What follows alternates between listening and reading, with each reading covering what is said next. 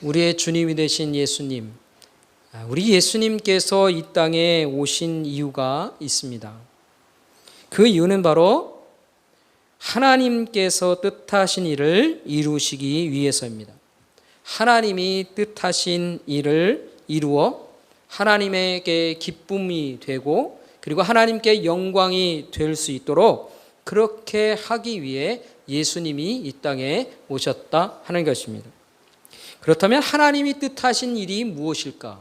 하나님이 뜻하신 일이 어떤 일인가 하는 것입니다. 그것을 우리가 처음에 알게 되는 것은 바로 예수님의 이름, 그 예수님의 이름이 알려질 때부터 우리는 그 일을 알게 됩니다. 예수님의 이름의 뜻, 마태복음 1장 21절의 말씀에 보면 예수님의 이름이 가진 의미를 우리에게 알려주고 있습니다. 마태복음 1장 21절은 이렇습니다. 아들을 낳으리니 이름을 예수라 하라. 이는 그가 자기 백성을 그들의 죄에서 구원할 자이심이라 하니라. 예수님의 이름은요, 죄에 빠진 자기 백성, 즉 하나님의 백성들을 구원하시는 분이라고 하는 의미의 뜻입니다. 이 죄에 빠져 하나님을 잃어버리고 사는 하나님의 백성들을 구원하는 일, 그 일이 바로 예수님의 일이었다라고 하는 것이에요. 그래서 그 일로 인해서 예수님이 이 땅에 오셨다 하는 것이죠. 이 일을 위해서 예수님보다 먼저 바로 앞에 온 사람이 있었습니다. 우리가 잘 아는 바로 세례 요한입니다. 이 세례 요한이 해야 할 일들이 있었어요. 그것은 누가복음 1장 16절과 17절 말씀에서 이렇게 말해주고 있습니다. 바로 이 세례 요한의 아들인 사가랴에게 천사가 나타나서 한 얘기예요. 16절과 17절에 보면 이렇습니다. 이스라엘 자손을 주 곧 그들의 하나님께로 많이 돌아오게 하겠습니다. 그가 또 엘리야의 심령과 능력으로 주 앞에 먼저 와서 아버지의 마음을 자식에게 거스리는 자를 의인의 슬길에 돌아오게 하고 주를 위하여 세운 백성을 준비하리라. 이 세례 요한이 해야 할 일은 하나님의 백성들이 하나님께 돌아올 수 있도록 하는 일, 그리고 그것을 준비하는 일, 백성들을 준비시키는 일, 그 일이 바로 세례 요한의 일이었다 하는 것이에요. 그래서 우리는요, 이 예수님의 이름과 세례 요한의 일, 예수님의 일과 세례 요한의 일을 통해서 우리가 알게 되는 게 있어요. 그것은 무엇인가? 하나님께서 무엇을 원하시는가 하는 것입니다. 하나님께서 뜻하신 일이 무엇일까? 하나님이 정말로 원하시는 일이 무엇인가 하는 거예요. 그것은 바로 하나님께로부터 멀어진 모든 영혼들이 하나님께 돌아오기를 원하신다는 거죠. 그리고 하나님께 돌아오는 영혼들을 기뻐하신다 하는 것입니다. 그리고 그 하나님께서 돌아오는 영혼들을 기쁨으로 맞아주길 원하신다 하는 것이에요. 이게 하나님의 마음이다 하는 것입니다. 하나님의 마음이 바로 이것입니다. 그렇다면 하나님께서는 하나님께로부터 멀어져 잃어버린 바 된 그 영혼들이 돌아오는 것, 그걸 얼마나 기뻐하실까요? 하나님께서 그 돌아오는 영혼들을 보고 얼마나 기뻐하시느냐 하는 거예요. 그 하나님의 기쁨이 얼마나 큰 것인가라고 하는 것을 우리에게 알려주기 위해 예수님께서 세 가지 비유를 들어주고 계신 것이 오늘 우리가 읽고 있는 누가복음 15장의 이야기입니다. 누가복음 15장에는요, 세 가지의 비유가 나오고 있어요. 첫 번째 비유는 뭐냐면 잃어버린 양을 찾는 목자의 이야기입니다. 이 목자가 한 마리 양이 없어진 것을 알게 되었어요. 그래서 이 양을 찾기 위해서 99마리의 양을 두고 열심히 찾아 나섭니다. 그리고 마침내 잃어버린 양을 찾았습니다. 찾아서는 기쁨으로 즐거운 마음으로 돌아옵니다. 7절 말씀에서는 이렇게 말합니다. 15장 7절이죠. 내가 너희에게 이르노니 이와 같이 죄인한 사람이 회개하면 하늘에서는 회개할 것이 없는 의인 99으로 말미암아 기뻐하는 것보다 더하리라. 죄인한 사람이 회개하는 일, 한마디로 말하면 더 좋다, 아니 아주 좋다, 그런 마음을 표현하시는 거예요. 이 비유의 의미는 바로 이것입니다. 이 목자의 기쁨과 같은 것이 바로 하나님의 마음, 예수님의 마음이다 하는 것이에요. 혹자는 이 이야기, 이 비유를 두고 그러면 뭐 남겨진 99마리 99사람은 뭐 별것 아닌가?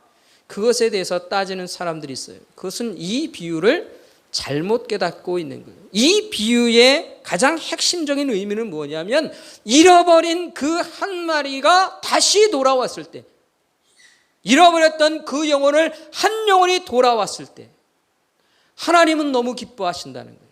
그것이 이 비유의 핵심인 것입니다. 두 번째 비유가 있어요. 잃어버린 드라크마를 찾은 여인에 대한 이야기입니다. 잃어버린 한 드라크마, 사실은 큰 돈이 아닙니다. 그렇게 큰 돈이 아니에요. 그러나 이 여인에게는요, 이게 참 특별한 의미가 있는 것 같아요. 그래서 이 여인은요, 작은 돈이지만 아주 열심히 찾습니다. 부지런히 찾습니다. 여기저기 찾습니다. 그리고 마침내 찾은 후에는 너무 기뻐합니다. 애쓰고 힘쓴 만큼 다시 찾은 것에 대한 기쁨은 더 큰 것이죠. 내가 무엇인가를 찾기 위해, 잃어버린 것을 찾기 위해 수고하고 애쓰는 것이 크면 클수록 다시 찾은 기쁨은 더 큰 것입니다. 이 여인의 기쁨이 바로 그것이었어요.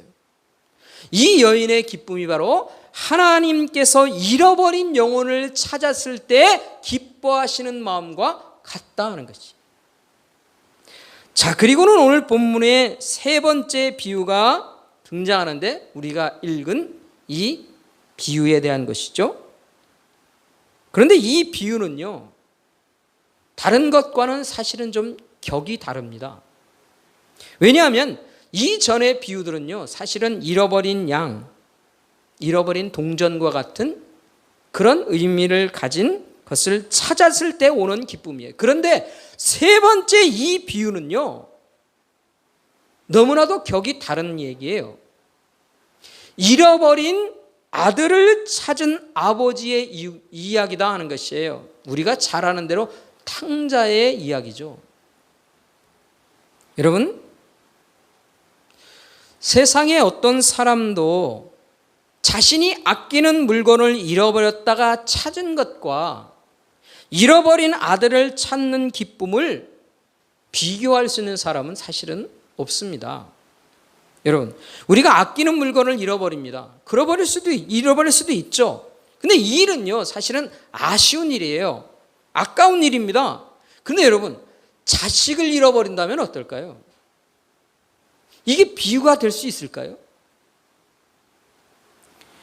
우리가 종종 TV에서 자식을 잃어버린 부모들의 이야기를 종종 듣게 될 수가 있어요. 이건 마음이 흔들리는 일입니다. 이런 이야기를 들을 때는요, 우리의 마음이 흔들려요. 자식을 잃어버린 부모들은요, 대부분 자신의 삶을 잃어버린 것 같은 그런 인생을 삽니다. 이 평생을 그런 거예요. 평생을 잃어버린 자식 돌아오지 않을까, 그 기대감으로요 사는 거예요. 죽은 자식과는 다른 겁니다. 잃어버린 자식은 그런 의미가 있는 것이죠. 그런데 그런 부모가 잃어버린 자식을 찾는다면 어떨까요?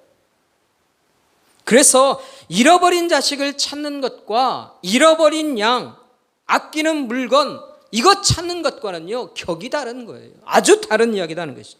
오늘 본문의 이야기를 좀 더 살펴보면 이렇습니다. 둘째 아들이 있죠. 여러분, 근데 이 둘째 아들은 사실은 좋은 아들이 아닙니다. 착한 아들이 아니에요. 이 아버지에게 자신의 상속받을 재산을 미리 달라고 요구합니다.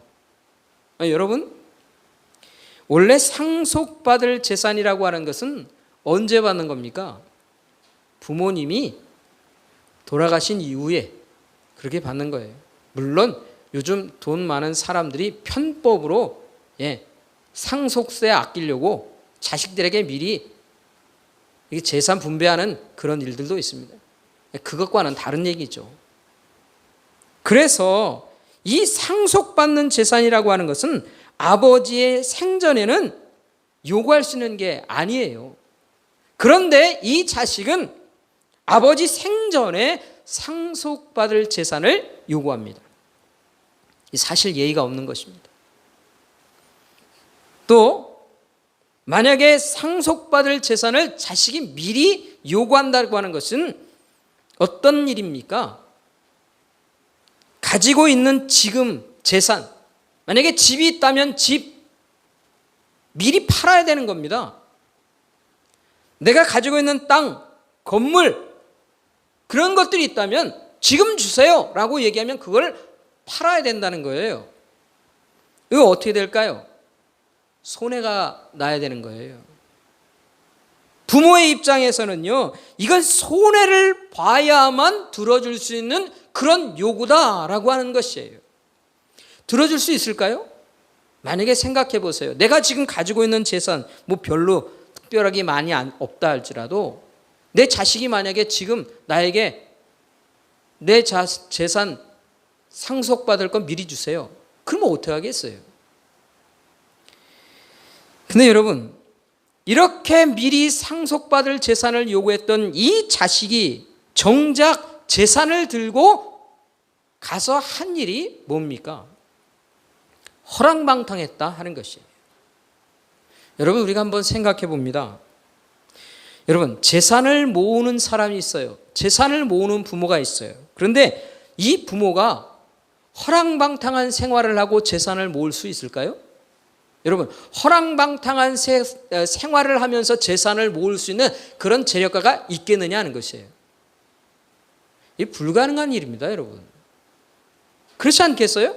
내가 허랑방탕한 생활을 하면서도 재산을 모을 수 있는 사람, 그 사람은 세계 최고죠. 여러분, 세상에 어떤 부자도 허랑방탕한 생활을 하면서 재산을 모았다, 그런 사람은 없어요. 그건 무슨 얘기입니까? 이 부모는, 이 아버지는 허랑방탕한 생활을 하지 않았다는 거예요. 그리고 아끼고 아껴서 재산을 모은 거예요. 여러분, 재산가가 그냥 재산을 모을 수 있습니까? 아껴야 재산을 모으는 것이죠. 허랑방탕한 생활을 하면서는 아낄 수 없고 재산을 모을 수 없어요. 그런데 부모가 그렇게 모은 재산을요, 이 자식은 허랑방탕하게 사용하며 온 재산을 탕진해버렸다라고 하는 것입니다. 여러분, 이런 자식, 이런 아들 쉽게 받아들일 수 있을까요? 여러분 같으면 어떠십니까? 저는 쉽지 않을 것 같아요. 그런데 이 둘째 아들을, 이 아들이 한 일을 아주 가장 확실하게 표현해 주는 사람이 있어요. 그게 바로 첫째 아들입니다. 30절 말씀 한번 볼까요? 우리 30절 말씀을 한번 같이 읽어보겠습니다. 함께 같이 읽습니다. 아버지의 살림을 창녀들과 함께 삼켜버린 이 아들이 돌아오매 이를 위하여 살찐 송아지를 잡으셨나이다. 여러분, 이게 첫째 아들이 보는 둘째 아들의 모습입니다. 그런데 솔직히 말하면 이게 진실한 모습이에요. 둘째 아들의 아주 리얼한 평가다라고 하는 것이. 이 아들을 도대체 받아들이게 될 수 있겠느냐는 거예요. 아버지니까 사실 받아들였다고 우리가 아는 것이지요. 일반적인 사람들의 눈으로 볼 때 이건 도대체 받아들일 수가 없는 아들이에요. 그런데 이 방탕한 아들이 돌이켜 아버지께로 돌아가기로 결심합니다. 왜입니까? 왜 돌아가려고 합니까? 그것은 이 자식이 물론 자기가 모든 것들을 다 허비하고 정말 고생하고 죽을 고비를 넘기기 때문이기도 하지만 그 마음속에 생각하는 것, 아버지께 죄를 지은 것을 깨달았기 때문이다 하는 것이. 그래서 이 아들이 돌아오려고 결심하는 것은요, 사실은 회개하는 결심이에요. 회개하고 돌아온다는 것이. 방탕한 아들이 회개하면서 아버지께 돌아갑니다. 이런 아들을 아버지가 어떻게 맞습니까? 기쁨으로 맞았다 하는 것이에요. 근데 거기서 끝나지 않습니다. 그냥 맞아줬다라고 하는 것으로 끝나는 것이 아니라 이 아버지는요, 곧바로 그 자리에서 아들의 자리, 자녀의 신분, 그 자리에서 회복시켜주는 거예요. 그게 뭐예요? 옷을 입혀준다는 거예요. 그것은 그 신분을 그냥 회복시켜준다, 그런 의미가 있는 거예요. 그리고는 큰 잔치를 베풉니다. 이 아버지가 지금 얼마나 기쁜 마음이 되었는가, 그 아버지의 마음이 무엇인가 하는 것을 24절 말씀에서 이렇게 표현합니다. 이 내 아들은 죽었다가 다시 살아났으며 내가 잃었다가 다시 얻었노라니 그들이 즐거워했다는 거예요. 그런데 32절에도 똑같이 다시 한번 이 아버지가 그 이야기를 합니다. 이 아들이 어떻다는 겁니까? 그냥 돌아온 정도가 아니라 죽었다가 다시 살아난 아들을 만나는 그 기쁨으로 이 자식을 맞고 있다 하는 것이. 예수님은요, 이런 아버지의 마음, 이런 기쁨을 가진 아버지, 죽었다가 다시 살아 돌아온 이 아들을 맞는 이 아버지의 마음의 기쁨, 그게 바로 하나님의 마음이라는 것이. 하나님을 잃어버린 영혼들이 회개하고 돌아온 그 일은 하나님께서는 죽었다가 다시 살아 돌아온 자식을 맞는 아버지의 마음으로 맞아주신다는 거예요. 그게 우리 하늘 아버지의 마음이다 하는 것입니다. 사랑하는 성도 여러분, 오늘 우리가 이런 하나님 아버지와 함께 살고 있는 것입니다. 이런 하나님 아버지와 우리가 함께 동행하고 있는 거예요. 이런 하나님 아버지의 마음을 우리가 알고 살아가야 하는 것이죠. 그렇다면 이런 하나님 아버지와 우리가 함께 살아가게 될 때에 우리 하나님 아버지 앞에서 우리가 어떤 삶을 살아야 할까요? 어떻게 사는 것이 계속해서 하나님께 기쁨을 드리며 사는 자녀로 사는 것이 될까요? 우리가 하나님의 자녀로 어떻게 계속해서 이런 하나님 아버지와 함께 살아가야 하느냐 하는 것입니다. 두 가지 생각을 하려고 합니다. 첫 번째, 바로 하나님 아버지의 마음을 닮아가야 한다 하는 것입니다. 여러분, 오늘 본문 말씀을 살펴보면요, 기쁨의 일이 계속되고 있어요. 그래서 15장 전체에 흐르고 있는 것은요, 기쁨으로 인하여서 잔치하는 분위기예요. 그런데 이 기쁨을 함께하지 못하는 사람이 있어요. 그게 바로 큰아들입니다. 여러분, 이 큰아들은 이 잔치가 기쁘지 않아요. 이 잔치의 기쁨을 함께하지 못합니다. 왜 그럴까요? 왜 이 큰아들은 아버지의 기쁨에 함께하지 못하고 있느냐 하는 것입니다. 그것은 이 아버지의 마음을 잘 이해 못하기 때문이에요.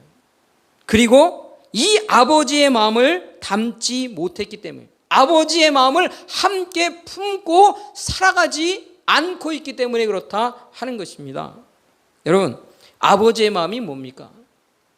이 하늘 아버지의 마음이 뭐냐 하는 것이에요.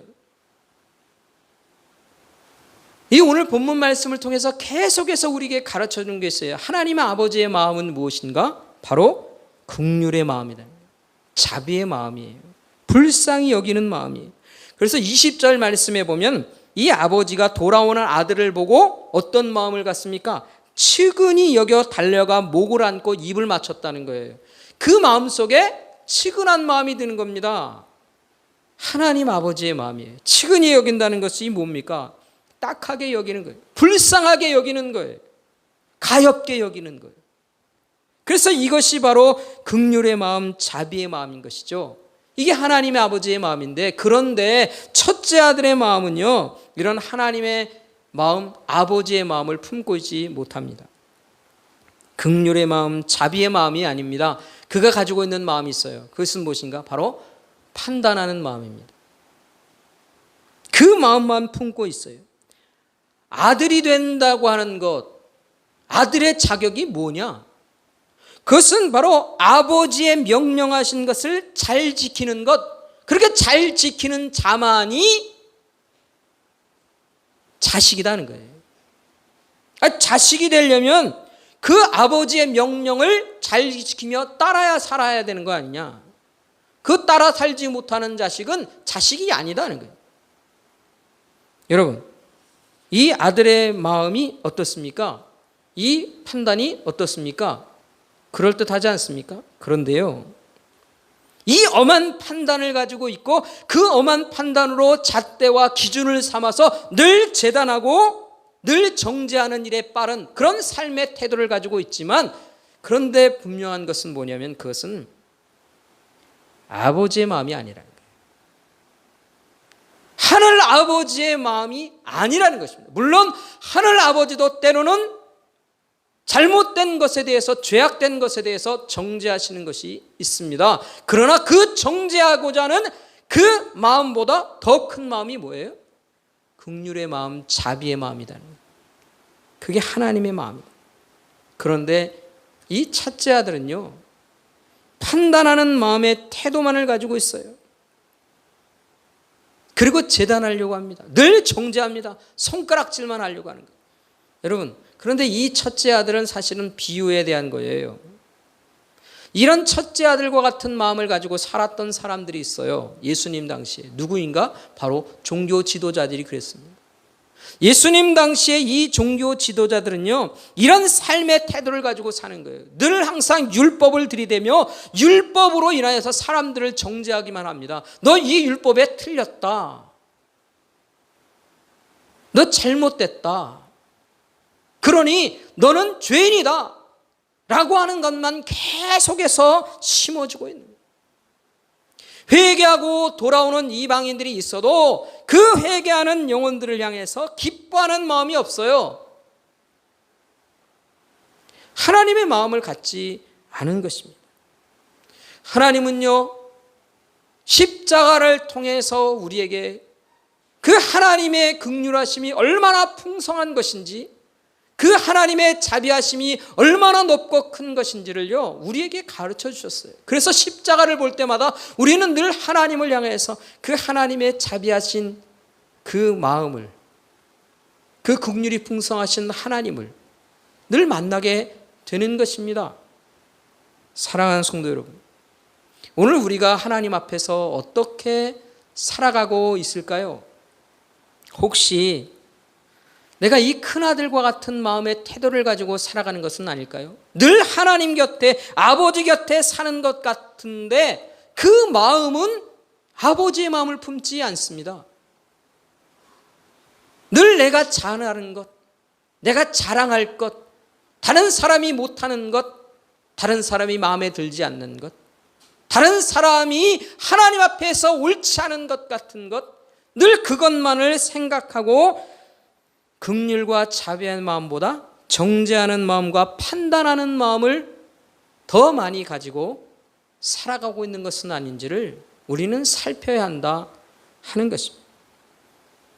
만약에 우리가 정죄하고 판단하는 마음으로만 살려야 한다면 이 돌아오는 영혼들을 향하여서도 하나님 아버지의 그 기뻐하시는 마음을 갖지 못하는 때가 있는 거예요. 하나님께서 기뻐하시는 그 기쁨의 잔치에 함께 참여하지 못하는 마음이 된다 하는 것입니다. 사랑하는 성도 여러분, 다시 한번 우리가 마음속에 다짐하고 결심할 수 있기를 바랍니다. 나는 아버지의 마음을 닮아 긍휼의 마음, 자비의 마음으로 살겠다라고 하는 그 마음으로 살아갈 수 있기를 간절히 소원합니다. 그래서 하나님의 마음을 닮은 마음으로 그렇게 살기를 우리가 간절히 소원하고 결심하는 저와 여러분 될 수 있기를 주의 이름으로 축원합니다. 두 번째로, 이 긍휼과 자비의 마음을 가지신 아버지 앞에서 우리가 살아가게 될 때 우리가 한 가지 더 생각해야 할 것입니다. 어떻게 하면 하나님을 기쁘시게 할 수 있을까요? 두 번째는 바로 아버지께 돌이키는 것입니다. 여러분, 우리 하늘 아버지께서 기뻐하시는 일이 무엇인지를 우리는 압니다. 영혼들이 돌아오는 것을 기뻐하세요. 교회 밖에서 하나님을 잃어버리고 살아가는 영혼들, 하나님을 잃어버리며 사는 영혼들, 그런 영혼들이 하나님께 돌아오는 일, 그 하나님이 너무 기뻐하시는 이다 하는 것입니다. 자, 그렇다면 교회 안에 있는 사람들은 어떨까요? 교회 안에 있는 영혼들은 어떨까요?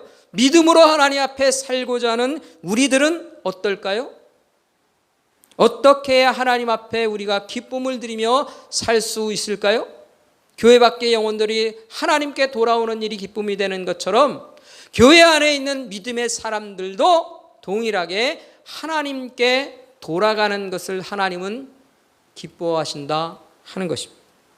여러분, 우리가 때로요 하나님의 뜻을 따라 살려 하는데 때때로 우리의 연약함이 우리를 끌고 갑니다.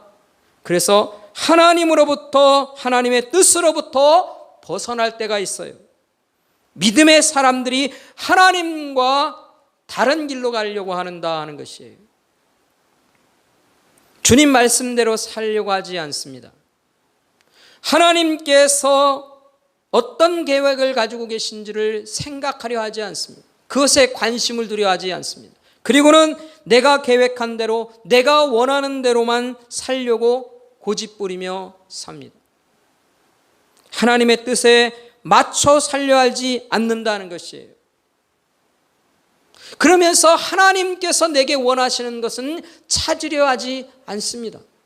그저 하나님이 나에게 도움만 주시기를, 내가 원하는 것 잘 들어주시기만을 그렇게 소원하면서 기도하며 삽니다. 여러분, 이런 일은요 하나님을 기쁘시게 하는 일이 아닙니다. 내 뜻만을 고집하며 사는 것, 그것은 하나님께 아픔을 드리는 그런 인생을 우리가 사는 것이에요. 하나님이 그런 하나님의 백성들을 보고 얼마나 마음이 안타까우시겠어요. 그런데 여러분, 우리가 만약에 이런 길로 살아가다도 하나님 앞에서 다시 우리가 마음을 돌이킨다면 어떨까요? 하나님의 뜻을 따라서 살지 않던 영혼이, 하나님의 뜻을 구하며 살지 않던 영혼이 하나님을 구하고 다시 삶을 바꾸려 한다면 어떨까요? 하나님 앞에서 내 삶을 바꾸려 하고 하나님 앞에 나가며, 그리고 내가 하나님, 내가 정말 이게 하나님께서 원하시는 일이 아닌데 내가 지금 그렇게 하는 것은 아닐까요? 그런 마음의 두려움을 가지고 하나님을 다시 바라보기 시작한다면 어떨까요? 예? 이게 바로 하나님을 기쁘시게 하는 일이 되는 거예요. 내가 어디 있든, 내가 무엇을 하든, 내가 어떻게 했든 그곳이 하나님이 뜻하시는 것과 다른 길임을 내가 깨달았다면, 그 깨달은 순간 내가 다시 하나님께 돌아가려고 하고 돌이키려고 하면 그 하나님이 기뻐하시는 일이 된다 하는 것입니다. 아버지께 돌아가겠다는 마음을 갖는 그 삶의 태도를 가질 때, 그럴 때 하나님이 우리를 기뻐하신다라고 하는 것입니다. 사랑하는 성도 여러분, 오늘 우리가 이것을 깨달아 알 수 있기를 간절히 소원합니다. 그래서 하나님의 뜻을 따라 돌이키는 일은 하나님께 기쁨이 되는 일이다. 내가 어떻게 하든, 내가 어디서 무엇을 했든 언제나 하나님께 돌아가려는 마음의 태도를 가지고 그렇게 결심하고 다짐하는 것, 그게 하나님 앞에 기쁨을 드리는 일이다. 여러분, 그것을 마음 가운데 새기시기 바랍니다. 이 믿음 가운데 굳게 서시기 바랍니다. 이 믿음을 굳게 하고 회개하는 삶을 살기로 다짐하시기 바랍니다. 여러분, 회개하는 영혼들은 하나님 앞에 늘 기쁨이 되는 거예요. 때로 회개하는 일은 우리에게 참 부끄러움이 될 수 있습니다. 내가 회개해야 되는 것 창피하기도 하고. 그러나 여러분, 회개하려는 그 삶의 일들을 내가 생각하고 결심하고 다짐하는 일은요, 하나님이 기뻐하시는 일이에요. 우리 하나님이 즐겨하시는 일이에요. 여러분, 회개하는 일을 부끄러워하지 마십시오. 회개하는 일에 주저하지도 마십시오. 언제나 어디서든 내가 하나님께 돌이키고 고치고 하나님의 뜻을 따라 어떻게든 살겠습니다. 그 마음의 다짐으로 나아가십시오. 그것은 하나님 아버지를 기쁘시게 드리는 일인 것을 기억하고 그 일에 도전해가는 저와 여러분 될 수 있기를 간절히 소원합니다. 우리 모든 믿음의 백성들 되기를 주의 이름으로 축원합니다. 기도하겠습니다. 이 시간 함께 기도할 때에 하나님, 내가 하나님의 마음을 닮아가지 못하는 것들이 혹시 있다면 용서하여 주옵소서. 그리고 내가 하나님 앞에 정죄하는 일들, 판단하는 일들, 그런 일에 내 마음이 빠른 것은 아니었는지 하나님 돌이키는 영혼 되게 주시고 언제나 돌이키고자 하는 마음을 가지고 하나님 앞에 나가는 영혼 되게 주옵소서. 그래서 내 삶이 하나님께 기쁨을 드리는 영혼, 하나님을 즐겁게 드리는 영혼, 그렇게 될 수 있도록 하나님 도와주옵소서. 우리 간절히 소원하면서 하나님 앞에 고백하며 기도하며 나가겠습니다. 함께 기도하겠습니다.